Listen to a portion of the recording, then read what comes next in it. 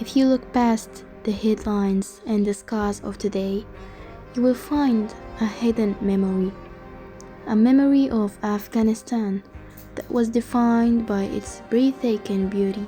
Here, among the majestic mountains and green valleys, life flowed softly, filled with poetry, laughter, and peace. Before the dust of conflict settled, this wasn't a land of tragedy, it was simply a beautiful home. These are not just mountains, they are giants of ice and granite, an extension of the mighty Himalayas stretching violently toward the sun. Peaks rise over 20,000 feet into an impossibly thin, brilliant blue atmosphere. For 9 months of the year, they are capped in blending white snowfields and ancient, creeping glaciers when the winter storms roll over the heights. The wind screams through the high passes, like the Salang and the Khyber, shaping massive snow drifts that look the world in a frozen silence. As the spring sun warms the peaks, the glaciers weep, giving life to the rivers. This is the lifeblood of the highlands. Torrential waters plunge down steep, vertical gorges, cutting through the stone to carve the legendary valleys below. Before the conflict and the enter of Taliban, this wasn't a land of tragedy, it was simply a beautiful home in a beautiful land when the Afghan really loved their country. To understand the depths of what we lost, we must look back at how life used to be. Decades ago, Afghanistan was thriving, developing nation moving gracefully toward the future. The streets of Kabul, Herat, and Mazar-e Sharif were vibrant and full of energy. Cinemas were open, music echoed through cafes. Education was a pillar of society, and the universities were hubs of intellect and modern thoughts. Life was peaceful, safe, and filled with a quiet dignity. People had dreams that weren't cut short by fear, and a routine that wasn't interrupted by violence. And before the war started, women were not shadows. They were the very heartbeats of the nation. Afghan women were genuinely free, enjoying their fundamental rights to education, career, and self-expression. They walked the streets with confidence, their laughter echoing in school corridors and university halls. They were scientists, doctors, judges, and teachers. They wore modern attire alongside beautiful, colorful, and traditional dresses, expressing who they are. They possessed a voice that was heard, choices that were respected, and autonomy over their own lives. They weren't just preparing for a future, they were actively building their country. میدادم فاش میگفتم مکتب خو همه دوران طفولیت خودم هستم. حالا چی میخوایی؟ من مکتب خوش دیدم.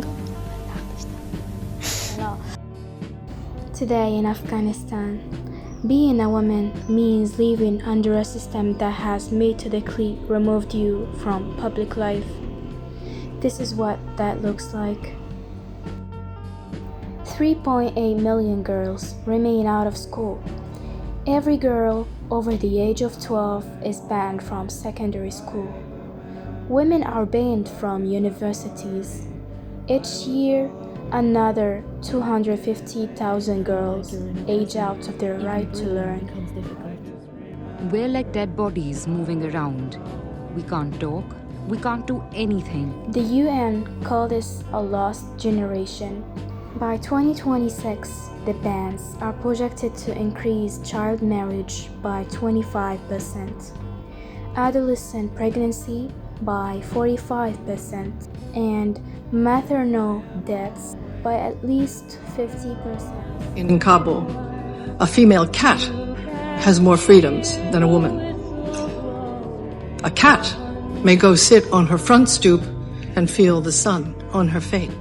Nearly 18% of young Afghan women ages 18 to 29 are not in education, employment, or even training.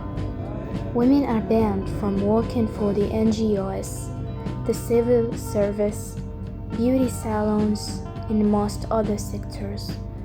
Just 1 in 4 women is working or seeking work, compared to 90% of men. Even Afghan women working for the UN have been barred from entering UN compounds since September 2025. Armed soldiers now police UN gates to prevent women from entering. The Taliban beat me and dragged me into a vehicle saying, "Why are you acting against us? This is an Islamic system." They took me to a dark, frightening place and insulted me with terrible words. We were treated like animals. After being released from detention, we weren't the same people we were before. دختر هست نمیکرد ما هیچ فرق نمیشیم که بدشانس هستیم نمیفهمم بسیار زیاد ناراحت حتی از بودن خدای دنیا دیگه پشیمان